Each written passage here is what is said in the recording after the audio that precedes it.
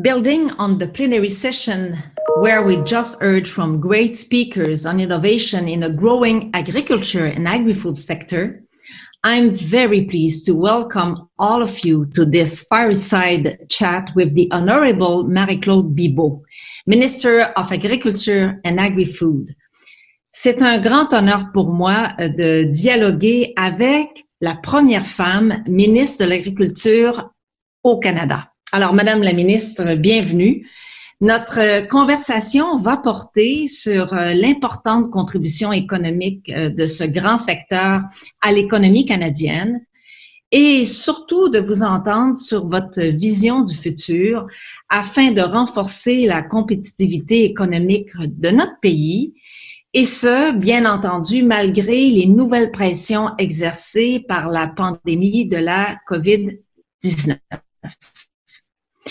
You know, Madame la Ministre, that Canadians have been working very hard to continue to provide food, and I know that you believe that recent events have demonstrated the resiliency of our country into this big food supply chain. So what I would like to do is to start with a very broad question. How COVID-19 impacted Canada's agriculture and agri-food sector, and what lessons can be pulled from this experience? Thank you, Madame Leroux. I'm very happy to join you today for this discussion. Well, obviously, COVID-19 has impacted significantly our agriculture and agri-food sector. But I may start by saying that we've seen how our food supply chain internationally and nationally is resilient. We were, a bit scared in the beginning to see if the closure of the borders would complicate, the food supply, but no, we managed with our trading partners to keep the borders open for food and for essential workers. This other important element of the challenges that we had to face is related to workers. We know that we desperately need foreign migrant workers in our farms. They are essential to our food security in Canada. So we worked really hard to have them come to Canada in a safe manner. And the other challenge around labor was mainly in our food processing plants. Unfortunately, there have been COVID outbreak, and the employers had to make significant investment to make their working environment safer, and we have and we are still contributing to helping them making these investments to make sure that their working environment and actually the housing for the migrant workers are safer. But the fact that they had to close for a while brought our farmers to keep their animals longer in the farms, for example, and it provided a bit of disruption in the system. But overall, they were very resilient and adapted to the situation. And of course, we need to continue to manage that situation very carefully because, you were talking about outbreaks. We are still facing that with this kind of second wave that we are in, right?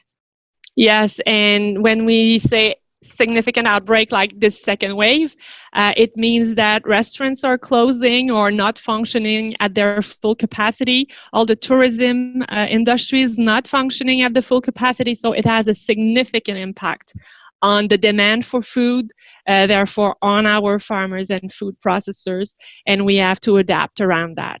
It also deprived many people from their job, from their revenue, and we have seen a significant increase in the demand to the food banks. So this is something else that we had to do, providing additional support to food banks directly, and also buying some food surpluses from our farmers and food processors and having them working together. So these surpluses were able to reach the people who need it most. So with the conversation right now, we are really focusing on some of the short-term impacts resulting from, this COVID-19 situation. Now, I would like to turn about the future. You know, when you look at the situation and that you think about the recovery and that you think about the opportunities, any views you would like to share about, you know, how the sector, I would say agriculture and agri-food, can contribute to the recovery, and what are, you know, what is your vision about the potential opportunities for the sector? Well, Canadian agriculture is definitely a powerhouse of our economy. Et je crois que le secteur de l'agriculture est évidemment important pour toutes les régions à travers le pays. Autant les régions rurales, bien évidemment, avec nos producteurs agricoles, mais aussi les régions plus urbaines avec tous nos transformateurs. Le secteur de l'agriculture et de l'agroalimentaire emploie 1 personne sur 8 au Canada. C'est vraiment majeur et on a un potentiel de croissance du marché considérant l'augmentation de la demande dans différents pays. La classe moyenne est beaucoup plus importante en Asie, même en Afrique aussi. On a signé plusieurs accords de libre-échange, donc il y a vraiment une opportunité pour les producteurs et les transformateurs canadiens de faire croître nos exportations, faire croître notre marché. So I think agriculture has to be in the center of the relaunch of our economy, a sustainable economy, obviously, because there's so much opportunities. We have the objective to grow our exports to $75 billion by 2025. And only in the food and beverage processing industry, 290,000 Canadians are working in this sector. So it's extremely significant. And my vision for the Canadian agriculture is really for us to have a resilient and innovative and sustainable food system to allow all Canadians to have access to safe and nutritious food. And when I say, you know, I think we can have a sustainable food system, it's really sustainable when we think about the economy, the environment, and the social consideration. And we might, you know, speak a bit further about that later, but this is something that is dear to my heart. Well, it's very interesting to see the potential for, you know, the country in terms of the recovery that you can that you mentioned, considering the opportunities, but also this, you know, vision of Canada feeding the world to a certain extent. So it's kind of very stimulating. Do you think that we have all the right investments made to make sure that we can deliver on this vision? So what would be the key elements? It could be in terms of infrastructure, it could be in terms of technology. Could you comment a little bit about what we need to do going forward to be in this, you know, situation of feeding the world? Well, I think we have to keep working together with the provinces, with the industry. We all have our responsibilities, and collaborating, I think, like we are right now. I'm proud of the collaboration that we have to identify, you know, the priorities and our shared responsibilities is the best way to do it. We are investing, for example, in the protein supercluster. This is something that we believe strongly in. There's a huge potential for these new proteins. And recently, we've made an investment of $4.5 billion to Merit Functional Foods. It's a new plant being built in Manitoba.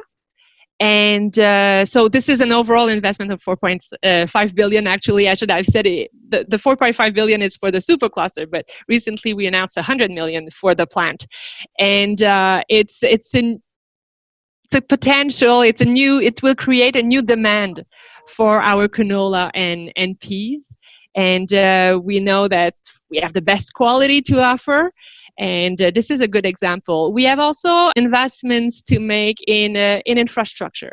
And recently, with the Infrastructure Bank, we announced $1.5 billion investment in major infrastructure projects, mainly around, you know, irrigation projects in the prairies.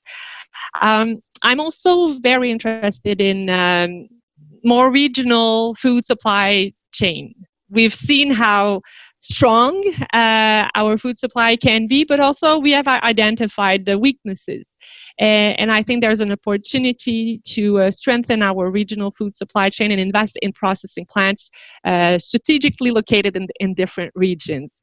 And all of these investments and even more have to be also connected with our commitment to reduce our gas emission. This is something that we are strongly committed to do.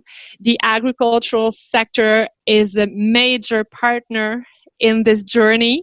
We know, actually, in the last decade or so, the production has doubled while the emissions stayed at the same level, more or less. Mm-hmm. So it means that our producers are really taking care of their land. They are doing, and we are investing in research and innovation to learn new practices, to develop new technologies, to have seeds better adapted to climate change, to drought, for example.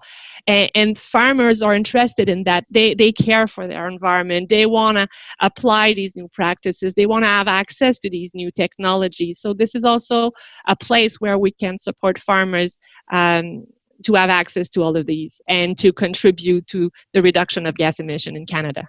It's so interesting because when we think about, agriculture, the image sometimes is very traditional, very basic, very traditional. But we can see, listening to what you said, that, the potential for innovation and what's going on in terms of initiatives is huge. So I'd like also to hear from you about, new digital technology that could be introduced into the agri-food sector and the agriculture sector as being also another level for, potential development. Any comments on this, in my view, big opportunity? Oui, absolument. Et c'est pour ça que la connectivité, c'est tellement important dans nos régions. Effectivement, les gens qui sont pas près du secteur agricole ne réalisent pas à quel point c'est une industrie, c'est un secteur qui est rendu très, très perfectionné. On fait de l'agriculture de précision. Alors, pour pouvoir mettre les engrais, les fertilisants aux bons endroits, ça peut se faire par GPS. Alors, c'est une façon de vraiment minimiser l'utilisation de certains produits pour la protection de notre environnement, bien sûr. Il y a aussi toute la question de différentes technologies par drone. J'entendais aussi un producteur me raconter récemment que il y avait un nouveau tracteur vraiment à la fine pointe de la technologie et il y avait un bris et le technicien a été capable de réparer son tracteur à distance. Alors vraiment, c'est impressionnant. J'ai visité beaucoup de fermes laitières dans ma région, entre autres, et on voit de quelle façon ils vont suivre tous les facteurs de santé de leurs animaux à partir de leur téléphone. Alors, c'est vraiment impressionnant à quel point la technologie est entrée dans la vie de nos producteurs pour le bien-être des animaux et aussi pour la protection de notre environnement. Et quand on regarde la position du Canada et des entreprises canadiennes dans ce secteur-là, la dimension de la compétitivité qui peut être amenée par la technologie devient très importante.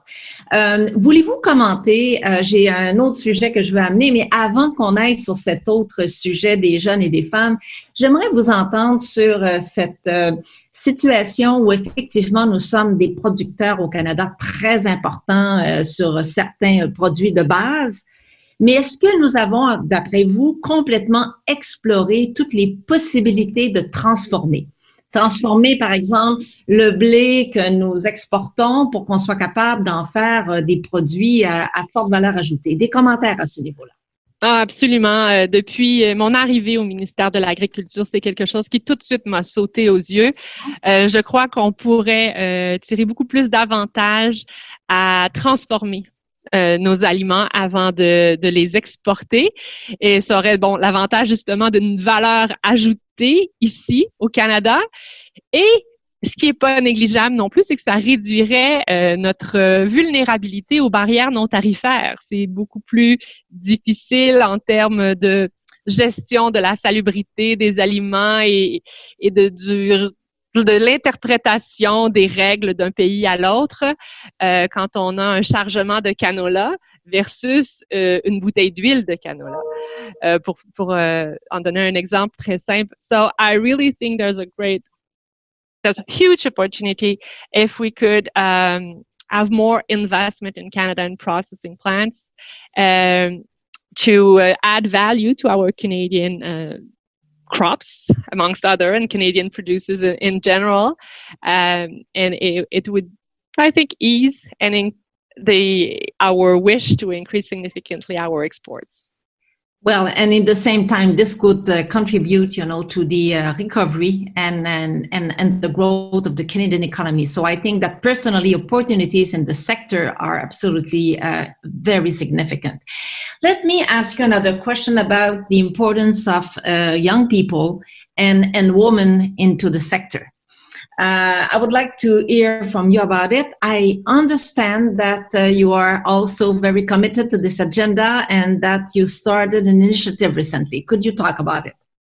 Yes, I'm the first woman Minister of Agriculture in Canada, and maybe it comes with this kind of duty to pay more attention to women in agriculture and to look at the new generation. Uh-huh. And we have recently launched the first Youth Council, Canadian Youth Council in Agriculture. And we had our first meeting. It is so impressive to see these young people and their commitment, their passion. The thing that they brought in the most significant way was around awareness in different forms. So they thought that we have to work a lot on public trust, on making sure that Canadians understand, trust, are proud of our Canadian agriculture, which is sustainable, which is one of the best in the world, and we should be extremely proud. They think there should be more awareness between sharing best practices amongst farmers is another example of awareness. C'est aussi quand j'invite des femmes autour des tables, un peu partout, quand on pouvait se promener au travers du pays, mais maintenant de façon virtuelle. Quand je leur demande ce qui leur tient le plus à cœur, cette question de confiance du public revient. La question aussi du mentorat.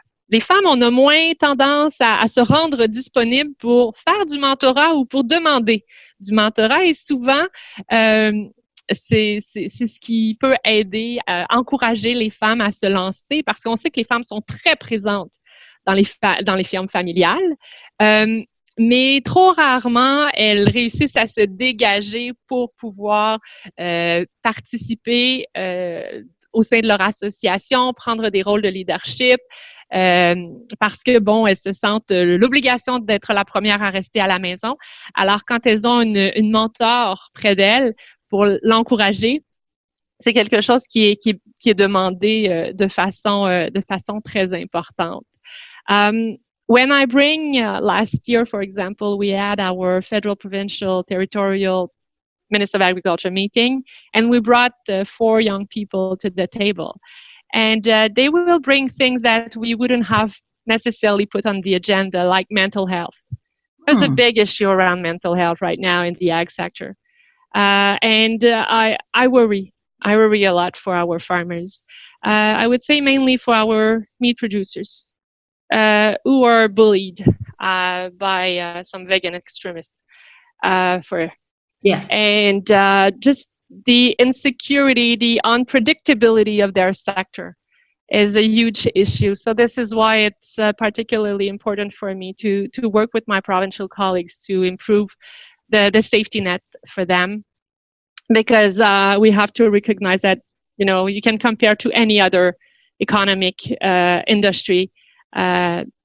they are the one who are facing the biggest variety of unpredictable risks, and we have to stand by them and to support them, because it's a matter of financial, of survival for the business, but it's also a matter of mental health.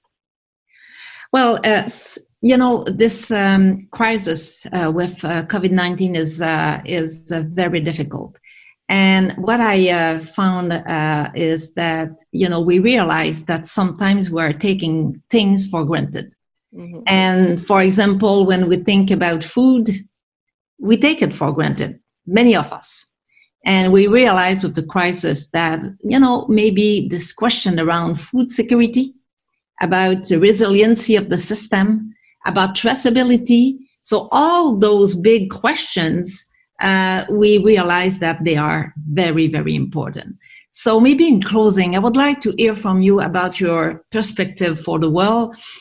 When you think about agriculture, when you think about agri-food, when you think about Canada, and a few words about the importance of food security and the importance of sustainability. So a few words of wisdom, It's a big question. For a country like Canada, I think we can be, and we are the breadbasket of the world. We can feed the world. We have this capacity, our privileged situation in terms of our land and water.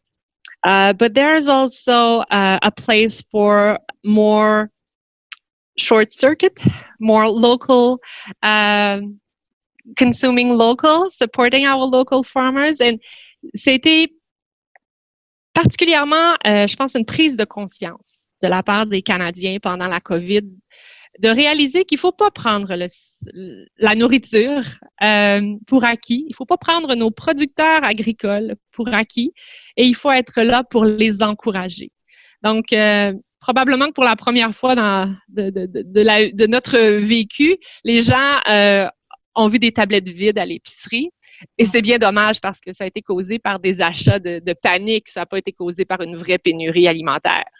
Mais ça fait prendre conscience aux gens de peut-être arrêter de prendre ce secteur pour acquis, vraiment reconnaître à quel point ils sont essentiels. Et je crois qu'au Canada, on doit trouver le juste équilibre entre les grandes productions, l'exportation et aussi le renforcement de nos chaînes d'approvisionnement plus locales. In terms of sustainability, I really want to have a vision for the future of Canadian agriculture that really stand on the three pillars of sustainable development. Mm-hmm. It's not only a matter of economy and exports, it is also a matter of sustainability in the sense of the environment, protecting the environment, making sure that our land will still be good for the next generation, our water, our air, making sure that that the ag sector contributes to the reduction of gas emission, and the third pillar, which is the social aspect. So we talked about mental health. Rural vitality is extremely important for me. Actually, it's one of the reasons why I decided to enter into politics, to make sure that regions were heard, and that and the wealth of our farmers is really key, essential, vital to the well-being of our rural communities. Alors, Madame la ministre, j'aimerais vous remercier de ce moment bien privilégié que nous avons eu avec vous. We can feel the passion, the commitment to the sector, and I would like to say a big thank you on behalf of all of us listening to you. Thank you, Madame. Thank you, Madame Leroux, and I also want to thank you for your commitment and your engagement in the exercise in the council to help us identify the best ways to relaunch our economy in Canada. You are a leader, a role model for many women in Canada, and I want to thank you. Thank you very much.